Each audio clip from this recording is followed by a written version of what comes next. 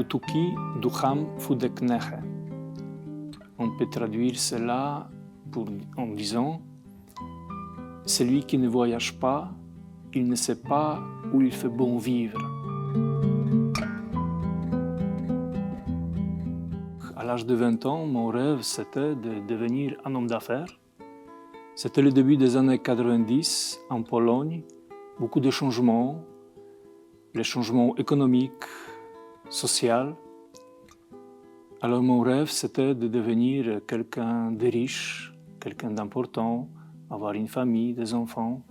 C'est en fait pendant mes études à l'université, à la faculté de droit de l'université de Wrocław, que j'ai vécu une rencontre décisive pour ma vie de foi. Cette rencontre, c'est la rencontre avec un prêtre aumônier des étudiants, un homme très charismatique dans le sens, il était vraiment très proche des étudiants. J'ai participé à une rencontre organisée par la communauté de Thésée à Vienne. Et depuis lors, pendant mes études, pendant les vacances, je venais chaque année en France pour participer aux rencontres internationales des jeunes. Cette rencontre avec la communauté de Thésée m'a marqué aussi profondément. Alors, après mes études, j'ai décidé de venir en France pour chercher comment répondre à l'appel du Christ. Je suis donc venu dans la communauté de Thésée, j'ai commencé ma vie d'abord en tant que volontaire et ensuite en tant que frère de Thésée.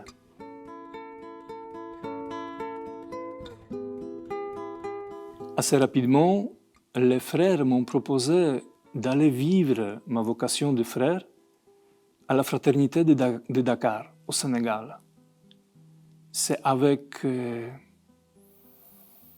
beaucoup d'inquiétude d'un côté, mais la confiance de l'autre côté, que je dis mon oui. Et en décembre 2000, je me suis retrouvé à la fraternité de Dakar. Et j'ai vécu 6 ans et demi au Sénégal en tant que frère de Thésée. Et il faut dire que cette rencontre avec l'Afrique, avec le Sénégal, m'a permis aussi de découvrir la congrégation du Saint-Esprit, les Spiritains. En décembre 2016, j'ai fait une rencontre décisive pour ma vocation spiritaine. Je suis allé pour quelques jours à la mission de Kédougou, où il y avait un prêtre polonais, Père Marek, qui m'a invité pour passer quelques jours avec lui. C'était après Noël, la période où il allait dans les villages pour célébrer Noël, dans les différentes communautés. Et j'ai été très frappé par cette façon de vivre la mission, par cette proximité avec les gens, par le besoin d'annoncer l'évangile aux autres, car c'est une région de la première évangélisation, ce qui correspond parfaitement au charisme des Spiritains. C'est lors de mon séjour à Kédougou que j'attrapais un virus missionnaire. Et j'ai commencé un discernement avec mon accompagnateur spirituel, avec les frères aussi, les frères de Thésée. Et l'aboutissement de ce discernement, c'était la décision de quitter la communauté de Thésée pour commencer ma formation chez les Spiritains. Après 6 ans de formation en France, j'ai pu retourner en 2013 au Sénégal en tant que missionnaire, religieux, spiritain et prêtre. Quand je regarde ma vie de foi et quand je regarde ma vocation, je vois que j'ai vécu plusieurs passages d'une foi traditionnelle à une vraie relation vivante avec le Christ. Un autre passage, c'était un passage de Pologne vers la France, ensuite de la France vers le Sénégal, passage de l'Europe vers l'Afrique, passage aussi de la communauté de Thésée vers le spiritain, alors il y a beaucoup de passages que j'ai vécus dans ma vie. Et cela demandait vraiment une grande ouverture. Je venais d'un pays, la Pologne, où la foi était vécue d'une façon traditionnelle. Je ne voyais pas des Africains dans les rues de ma ville. C'était vraiment très rare de voir des Africains en Pologne. Cela a demandé vraiment d'une grande ouverture du cœur et j'ai eu de la chance de vivre dans quelques endroits au Sénégal. Pendant ces 8 ans, j'ai vécu dans la région de Kédougou, j'ai vécu à Dakar et actuellement je suis au pays Serer, dans l'archidiocèse de Dakar. Dans chaque de ces lieux, j'ai vécu de belles rencontres. J'ai pu expérimenter la teranga sénégalaise. La teranga, c'est l'hospitalité. Cette hospitalité qui m'a permis de se sentir chez moi. Après toutes ces années que j'ai vécues au Sénégal, le Sénégal est devenu mon pays d'adoption.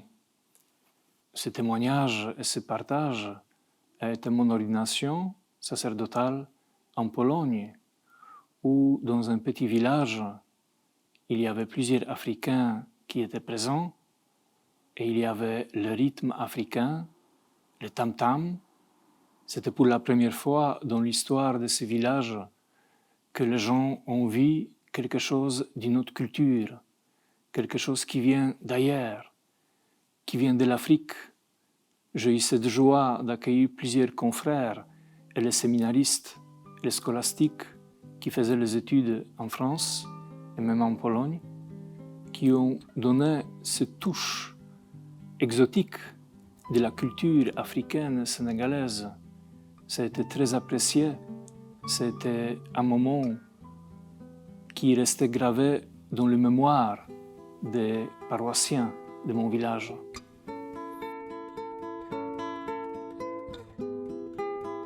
En tant que spiritains, nous restons toujours attentifs aux besoins de l'Église, et aux besoins du monde, aux besoins de la société. Il y a beaucoup de différents exemples à travers le monde. Au Sénégal, nous sommes toujours attentifs de ne pas seulement prêcher l'Évangile, mais aussi de vivre la proximité avec les gens, d'être toujours attentifs à leurs besoins. Je voudrais donner un exemple de la mission de Kédougou, mon premier lieu d'affectation au Sénégal, où il y avait un besoin de permettre aux jeunes, aux enfants de village, d'avoir l'accès à l'éducation. C'est dans ce sens-là qu'un internat pour les filles et les garçons a été créé. C'est pour cela qu'il y a un système des écoles de brousse qui a été créé, car on ne peut pas uniquement prêcher la bonne nouvelle si on ne reste pas attentif aux besoins du monde.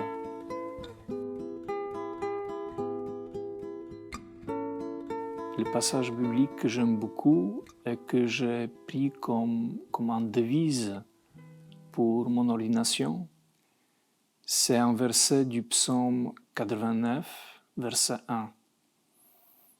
Les miséricordes du Seigneur, à jamais je les chanterai.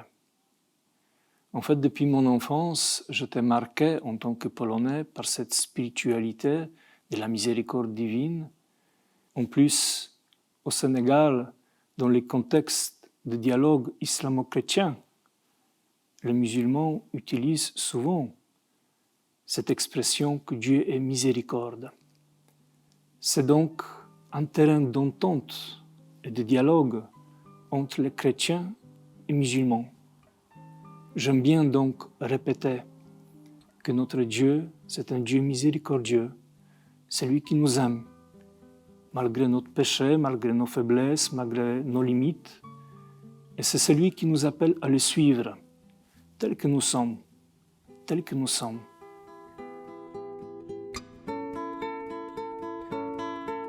Quand on se met à la suite du Christ, c'est toujours une grande aventure. C'est bien vrai que c'est toujours un pas vers l'inconnu, Et on peut toujours avoir une certaine peur ou la résistance, mais ce qui est l'essentiel dans cette aventure, c'est vraiment de faire confiance. C'est vraiment de faire confiance et de ne pas avoir peur. Parce qu'il y a toujours en nous une résistance, il y a des hésitations, il y a des doutes. Mais ce qui est l'essentiel vraiment, c'est de faire confiance, d'oser de se mettre à la suite de Christ. Parce que c'est toujours lui qui nous conduit, et il faut le laisser nous conduire.